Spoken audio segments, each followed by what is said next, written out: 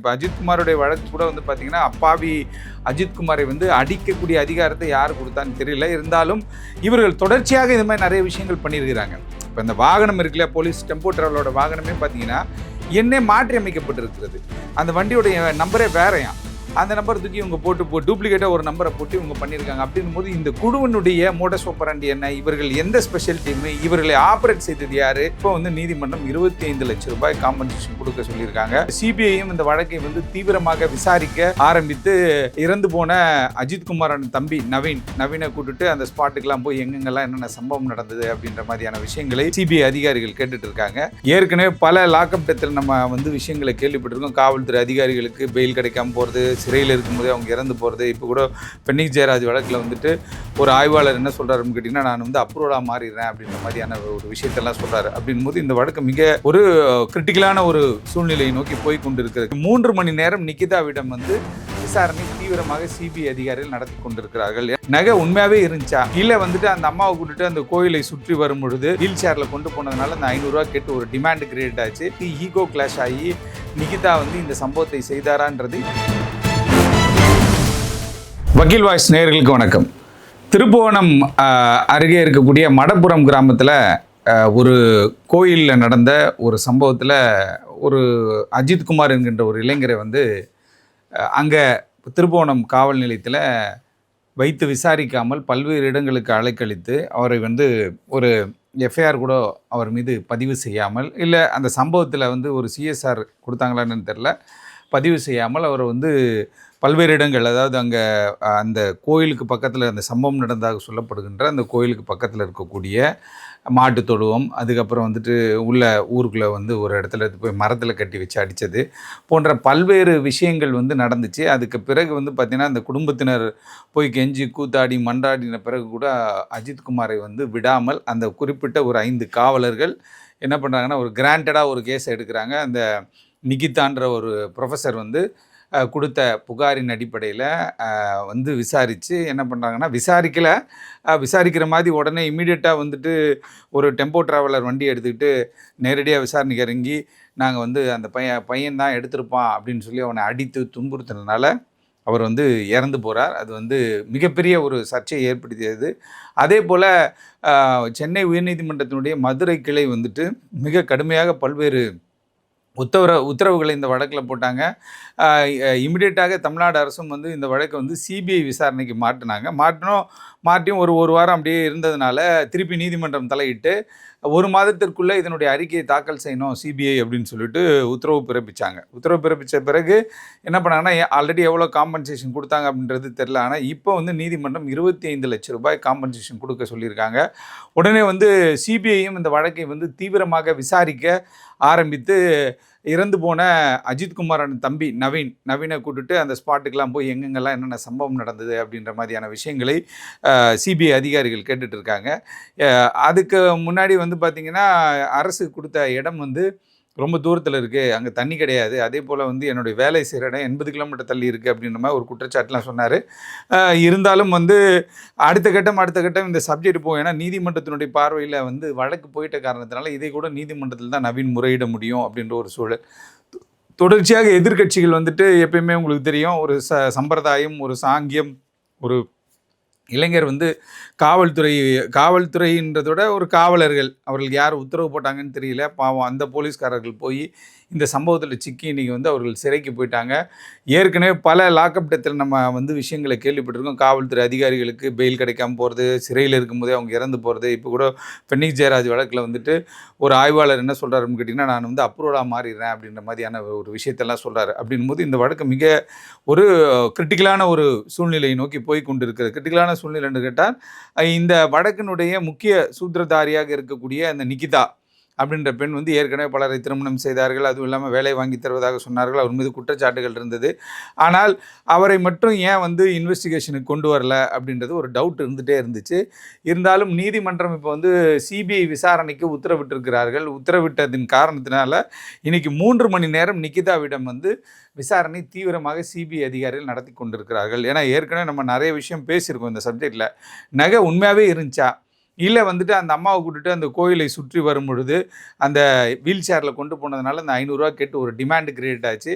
அப்புறம் வந்து நிறைய பேர் அங்கே உதவி செய்த காரணத்தில் 500 கொடுத்தாங்க. அதுக்கு ஈகோ கிளாஷ் ஆகி நிகிதா வந்து இந்த சம்பவத்தை செய்தாரான்றது இப்போ நமக்கு இன்னும் ஒரு நாள் 2 நாளில் இந்த விஷயம் தெரிய வரும்.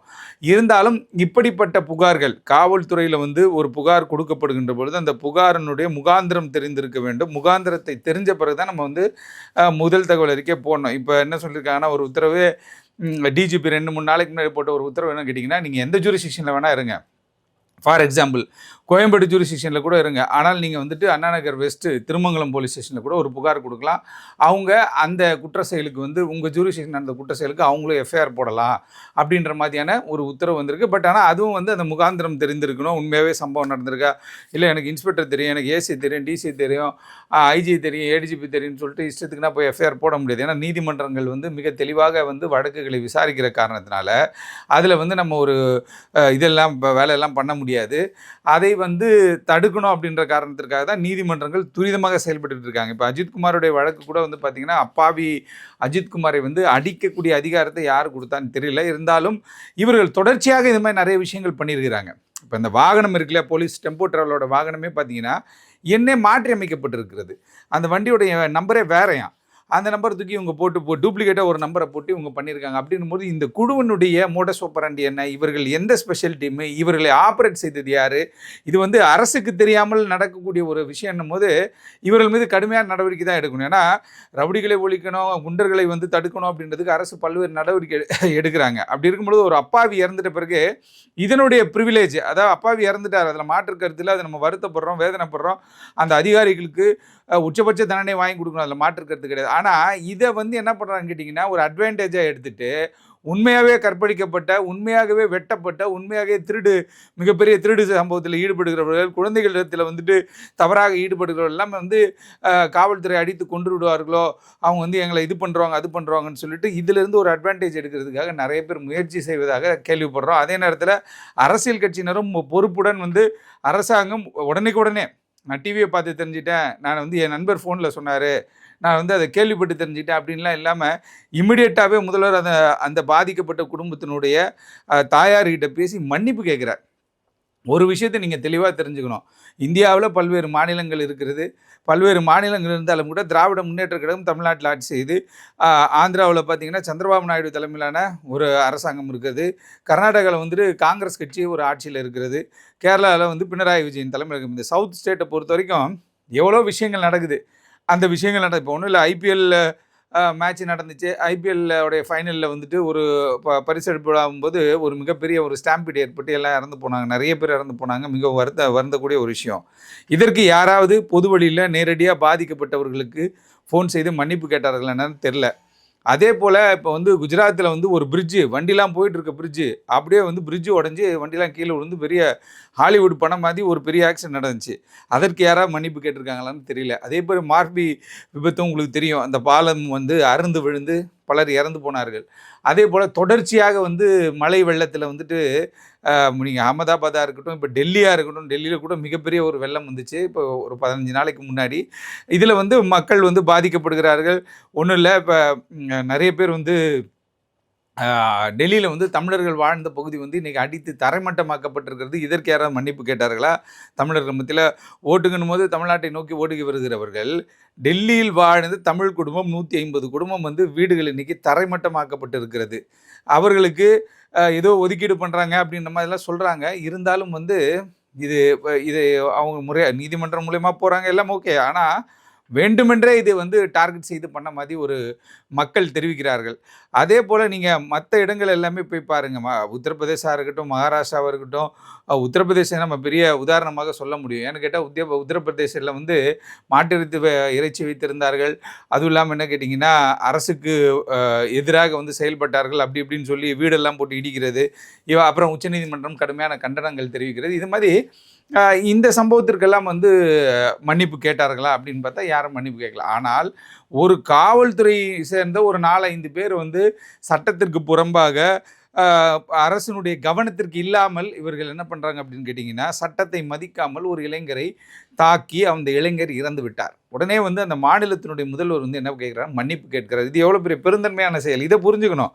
இதை தெரிஞ்சுக்காமல் இவங்க என்ன பண்ணுறாங்க அப்படின்னு கேட்டால், ஒரே ஒரு விஷயம், 5 நாள் கூட இவங்க வெளி மாநிலங்களில் இருக்கவே முடியாது. அது ஆந்திராவாக இருக்கட்டும், கர்நாடகாவாக இருக்கட்டும், கேரளாவாக இருக்கட்டும், நம்ம பக்கத்து மாநிலத்தையும் நான் சொல்கிறேன், 5 நாள் கூட நம்ம அங்கே போய் இருக்க முடியாது. தமிழ் தெரிந்தால் கூட தமிழ் பேசுகிறதில்ல. நாங்கள் இந்த மாநிலங்களுக்கெல்லாம் ஃப்ரீக்வெண்ட்டாக ட்ராவல் பண்ணுறோம். தமிழ் தெரிந்தாலும் தமிழ் பேசுகிறது கிடையாது. அதே போல் ஏதோ வேட்டுக்கிரக வாசி மாதிரி இருக்கான். நம்ம தமிழ்லாம் பேசி அவங்ககிட்ட பழகும்போது எங்கேயோ ஒரு சிலர் நல்ல நண்பர்கள் இருக்காங்க, அதில் மாற்றுக்கிறது கிடையாது. அப்போ இங்கே அப்படி இருக்கும் பொழுது, வட மாநிலங்களில் பார்க்கின்ற பொழுது, இப்போ ஒன்றும் இல்லை, தொடர்ச்சியாக ஒரு மருத்துவமனையில் வந்து பீகாரில் துப்பாக்கி சூடு நடத்துனாங்க. அதுக்கு மிகப்பெரிய ஒரு தொழிலதிபர் வந்து ஆன் ரோட்டில் வந்துட்டு அவர் வெட்டி கொலை செய்யப்பட்டார். ஆனால் ஒரு என்கவுண்டர் நடந்துச்சு. அதை தொடர்ந்து யாராவது மன்னிப்பு கேட்டார்களா? யாரும் கேட்கல. இது மாதிரி ஒரு மிகப்பெரிய பட்டியலே போடலாம். லல்லு பிரசாத் அவருடைய மகன் என்ன சொல்கிறாரு கேட்டிங்கன்னா, தேஜஸ்வி யாதவ் சொல்கிறாரு, இப்போ இது வந்து குண்டர்கள் ராஜ்யமாக இருக்கிறது அப்படின்ற மாதிரி சொல்கிறார். அப்படி இருக்கும் பொழுது ஒரு மாநிலத்தில் ஏதோ ஒரு மூலையில் ஒரு சம்பவம் நடைபெற்றுச்சு. அந்த சம்பவத்திற்கு மாநிலத்தோட முதல்வரே இறங்கி ஒரு மன்னிப்பு கேட்டிருக்கிறார். அரசு வேலை கொடுத்திருக்கிறார்கள். இன்றைக்கி நிவாரணமும் கொடுக்கப்பட்டிருக்கிறது. வழக்கு சிபிஐ வசம் போயிருக்கிறது. தீவிரமாக வழக்கை சிபிஐ விசாரித்து கொண்டிருக்கிறார்.